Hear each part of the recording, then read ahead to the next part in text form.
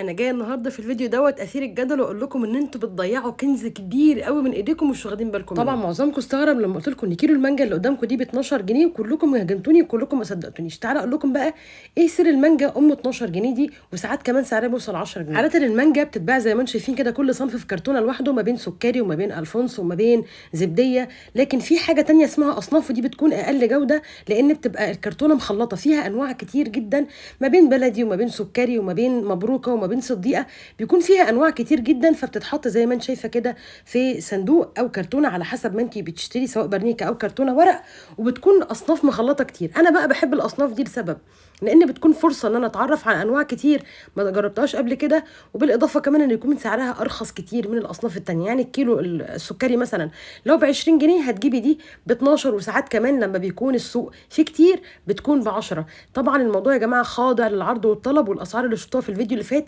كانت بناء على جوله كبيره جدا لفيت في معظم العنابر، ودي كانت احسن اسعار انا وصلت لها. تعالوا مع بعض بقى نستعرض المانجا اللي قدامكم دي، ودي الكيلو وقف فيها تقريبا ب 12 10 جنيه. هتلاقوا هنا ما بين سكري وما بين كمان صديقه، اي نعم الصديقه ناشفه زي الحجر، بس لو لفيتها في ورق جرايد يومين ثلاثه هتبقى زي الفل. ودي برضو ميزه. لقيت بقى برضو فيها مبروكه، ولقيت فجر كريم، ولقيت برضو يعني حاجات ما تتاكلش برضو عشان ابقى صادقه معاكم. تعالوا مع بعض نستعرض الحاجات اللي موجوده في قلب البرنيكه دي، ونشوف هل فعلا انا وفرت ولا اندحك عليا في البرنيكه دي. لايك وشير ومعاك رشا الغفير، ونقول بسم الله.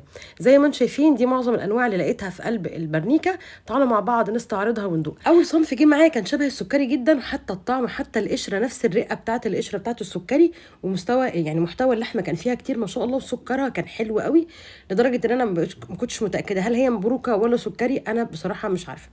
تاني نوع بجد كان حلو قوي قوي قوي، مش عارفه نوعه ايه يا جماعه، واللي عارف شكل المانجايه دي يقول لي اسمها ايه. كان محتوى السكر فيها عالي واللحم فيها ما شاء الله. ده بالاضافه كمان ان النوايا بتاعته كانت قليله، يعني ما شاء الله مقارنه، يعني لو قارنا نسبه اللحم بالنوايا كانت النوايا قليله جدا. النوع ده برده كان شكله حلو قوي وطعمه كان حلو قوي قوي قوي، لدرجه ان انا نفسي اعرف اسمه ايه علشان اجربه. انا لحد دلوقتي انا شايفه ان انا ما شاء الله الاصناف اللي وقعت تحت ايدي حلوه قوي.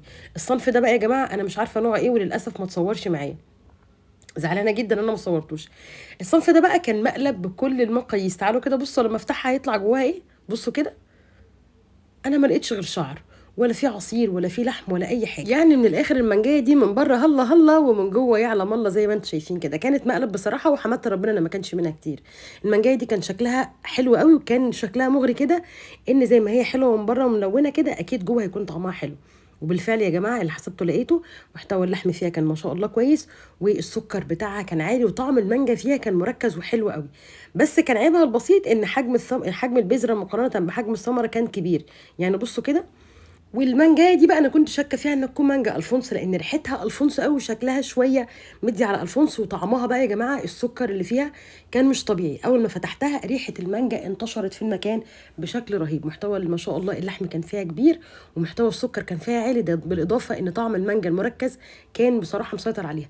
دي كانت شبهها شويه، بس كانت الريحه مختلفه، بالاضافه كمان ان السكر بتاعها كان اقل، فممكن تكون دي سواها كان اقل شويه ما اعرفش، بس غالبا دي صنف بلدي مش زي التانية. اما المانجايه دي بقى ضحكت عليا، كان شكلها حلو قوي وكنت سايباها للاخر عشان احل بيها، وطلعت زي ما انتم شايفين كده برده من بره هلا هلا، ومن جوه يعلم الله زي ما انتم شايفين. ده بالاضافه ان كان طعمها ليمون قوي، تحس كده من كتر الاسيد اللي فيها انها ليمون. اما دي بقى نقدر نقول ان كان ختامه مسك، كانت طعمها رهيب. نفسي اعرف يا جماعه خبراء المانجا النوع ده قولوا لي اسمه ايه، علشان انا نفسي اروح اشتري منه واخزن، لان طعمها كان حكايه. ده بالاضافه ان ما شاء الله ملحمه والسكر فيها عالي قوي. ده بالاضافه كمان ان البذرايه حجمها قليل قوي بالنسبه لحجم المانجايه. علشان كده خبراء المانجا اجمعوا حالا وقولوا لي دلوقتي المانجايه دي اسمها ايه. طبعا انا لحد دلوقتي شايفه نفسي كسبانه جدا، صفقه رابحه. ولما تروحوا يا جماعه برضو قلبوا وشوفوا الاصناف وشوفوا الاحجام، لان فعلا تجربه المانجا الاصناف تجربه اتمنى ان انتوا تعيشوها وتعملوا زي ما انا عملت. اما بقى لو عجبكم الفيديو ولقيتوا يستاهل تعملوا لايك وشير، فيا ريت ما تبخلوش عليه باللايك والشير. وتحياتي ليكم دايما رشا.